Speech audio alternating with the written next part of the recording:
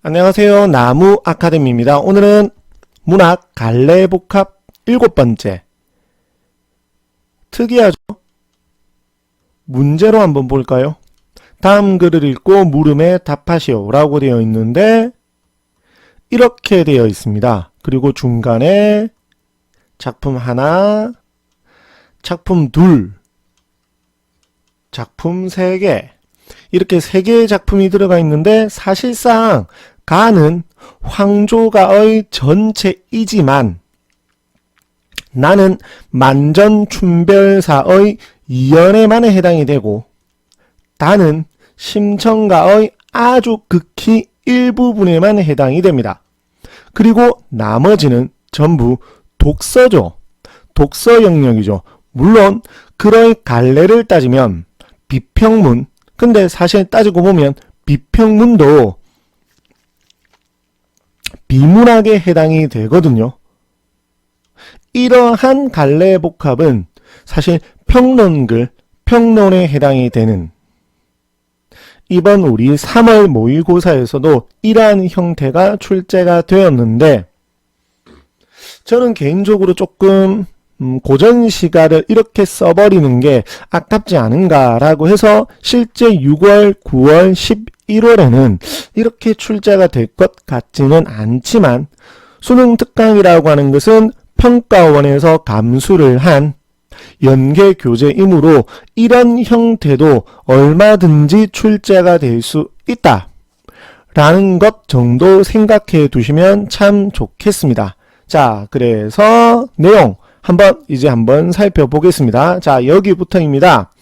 주관화의 장르인 서정시에서는, 그러면 서정시는 어떤 장르? 주관화의 장르이고 자아의 상황과 정서를 중심으로, 무엇을 중심으로? 자아, 여기서 자아는 사실상 시적 화자겠죠. 그래서 시적 화자가 처한 상황과 정서를 중심으로 사문이나 사건 등 외부의 세계를 해석하고 수용한 결과를 노래의 형식, 아시다시피 서정시는 노래죠. 음악성을 실현시키는 노래의 형식으로 표현. 이때 이렇게 노래의 형식으로 표현할 때 자아는, 시적 화자는 외부의 세계를 자신의 상황이나 정서와 동일시하거나 핵심, 동일시합니다. 여기 나와 있는 주객 동일화, 반대로 서로를 대비하는 것. 그러면 주객 대비, 즉 화자의 상황과 외부의 상황이 일치하는 것, 주객 동일, 대비되는 것, 주객 대비. 이렇게 정리해 볼 수 있겠습니다. 그 중에서 후자를 일러 무슨 대비? 주객 대비. 그래서 이러한 주객 대비 구도를 가진 작품들은 인간에 대한 흥미로운 관점을 제공해 준다. 그 다음 우리의 문학사에서 이를 가장 먼저입니다. 최초로 보여주는 작품은 유리왕이 지은 것으로 전해지는 황조가. 가봅시다. 황조가 내용 분석해 보겠습니다. 꾀꼬리는 오락가락. 여기서 오락가락은 으태어라고도 볼 수 있습니다. 오며 가며 움직이는 모양을 드러내는 으태어. 암수 서로 정다운데, 자, 긍정적인 상황입니다. 꾀꼬리는 암수가 서로 정답게 논일고 있습니다. 외로운 이내 몸. 화자는 외롭습니다. 자, 그러면 지금 꾀꼬리는 정다운 상황, 선경. 외로운 이내 몸, 후정. 그래서 누구와 함께 돌아갈까? 돌아갈 사람이 없다라는 거죠. 그래서 화자의 외로운 상황과 꾀꼬리의 즐거운 상황이 서로 뭐가 된다? 대비가 된다는 것입니다. 불특정 다수의 입으로 전해지는 구비문학이라고 하죠. 입에서 입으로 전해지는 구비문학이라고 하죠. 소박한 미녀의 연원을 둔 것으로 추정되는 이 짧은 시구 황조가는 정답게 어울려 노는 꾀꼬리 한 쌍과 외로운 인의 몸이 대비, 주객 대비. 그래서 충족되고 조화로운 외부 선경이었죠. 외부의 세계와 무엇인가가 결핍된 정이었죠. 화자 자신의 대비. 그 다음 이와 같은 발상은 모든 서정시의 시원, 시초라고 할 수 있는 민요에서도 이러한 것들 독서 형태, 내용 일치 묻는 문제로 출제될 수 있겠죠. 민요는 모든 서정시의 시원이라 할 수 있다. 그런 민요에서도 두루 발견되며 민요의 흔적을 강하게 지닌 고려 소교, 다른 말로 하면 고려 가요. 대표적인 고려 가요 청산별곡, 동동, 이 정도 작품들은 수능 대비를 하고 계시면 반드시 학습을 해 두셔야 됩니다. 가령 고려 소교에서도 나타나는데 예를 들면 어디서 만전춘별사 이연은 다음과 같다. 볼까요? 뒤척뒤척 외로운 침상에 어느 잠이 오리오 잠이 올 수 없다. 서리적 표현이죠. 서리법. 서창을 열어보니 창을 열어보니 도화 피었다. 화자는 지금 뒤척뒤척 잠이 오지 않아서 그러고 있는데 도화는 복숭아꽃은 핀 것입니다. 그러한 도화는 시름 없이 근심과 걱정이 없다라는 거죠. 봄바람에 웃고 있는 의인법. 봄바람에 웃는도다 반복이 되었죠. 그러면 시적 화자와 무엇이 대비되었다? 도화가 대비되었다. 그래서 이 작품에서도 침상에 홀로 누워있는 자, 시적 화자와 봄바람에 웃고 있는 도화가 서로 뭐 된다? 대비된다. 시인 또는 시적 화자는 이 도화와 무관하게 결핍을 느끼고 있었겠죠. 충족된 외부 세계와의 대비를 통해 충족된 외부 세계는 도화죠. 그 결핍을 더욱 강렬하게 감지하였을 것이고 대비되는 것을 통해서 자신의 결핍을 더 강하게 느낀 것이죠. 그 연장선상에서 독자 또한 한층 강렬한 인상, 이것이 이 작품에 나타난 주객 대비의 효과.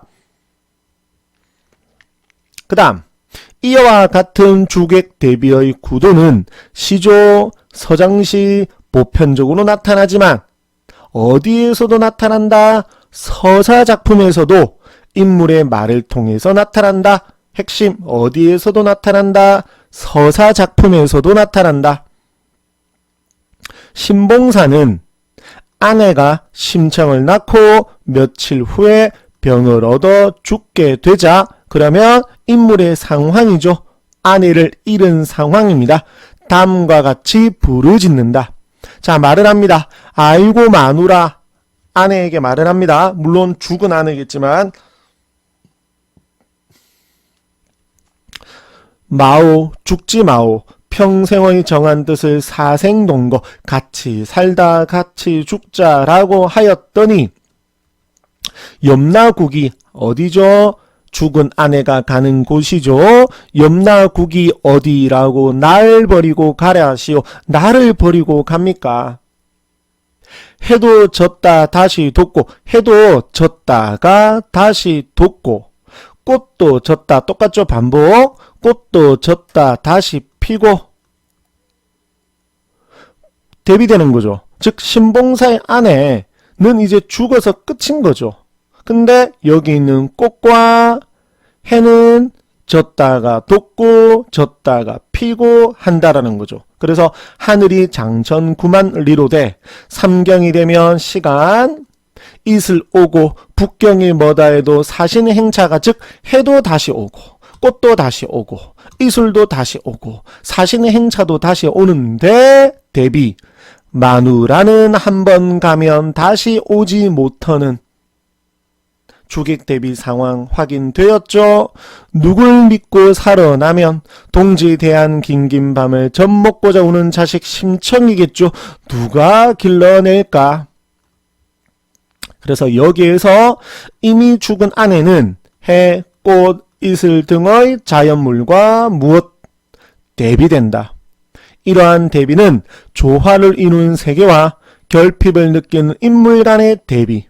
신봉사의 입장에서 아내와의 사별이라는 상황은 더없이 고독한 삶의 조건으로 각인된다. 자, 마지막 단락.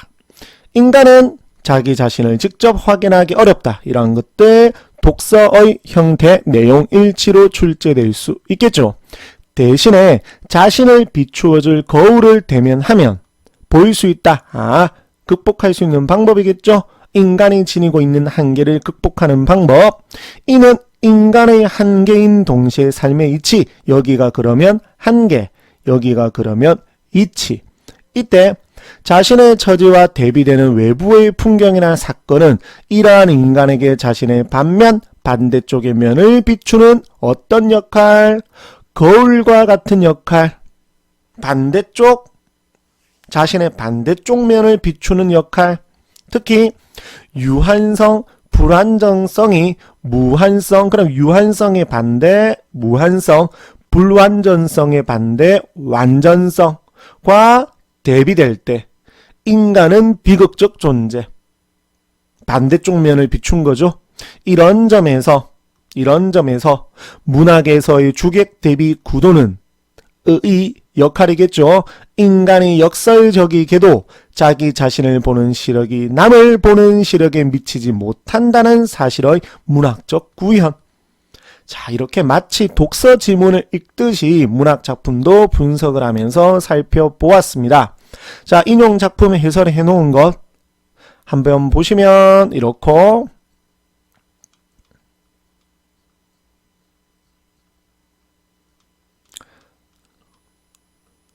자, 여기 객관적 상관물이라고 되어 있는데 이 작품에 나타나는 이러한 것들이 우리 꾀꼬리가 사실은 객관적 상관물. 여기 보시면 화자의 감정과 동일시되면 무엇이 되죠? 감정이입법이 되죠. 근데 이 작품에서는 대비되었죠. 그러면 사실은 이것은 감정이입법은 되지 않지만 역시나 객관적 상관물. 이렇게 볼 수 있습니다. 자, 문제 하나 풀어볼까요?